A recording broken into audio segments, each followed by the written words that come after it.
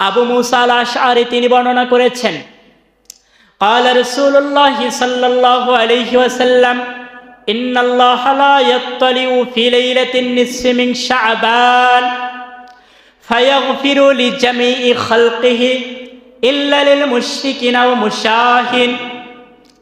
নবীজি বলেছেন, এই যে শবে বরাতের রজনীতে হে মুমিন, আল্লাহ রাব্বুল আলামিন তার বান্দার প্রতি একটা বিশেষভাবে আল্লাহর রহমতের একটা দৃষ্টি দেন।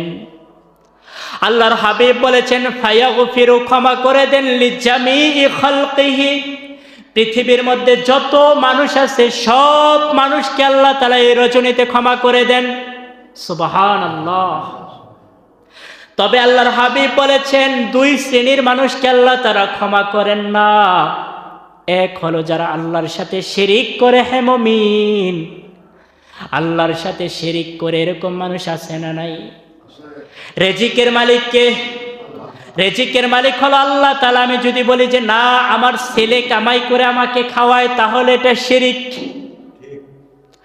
আল্লাহ তাআলা খাওয়ায়, কিন্তু আপনার ছেলের মাধ্যমে উসিলা করে খাওয়ায়। খাওয়ান তো কে? আল্লাহ। তাহলে যারা শিরিক করবে আল্লাহ তাআলা তাদেরকে এই রজনীতে ক্ষমা করবেন না।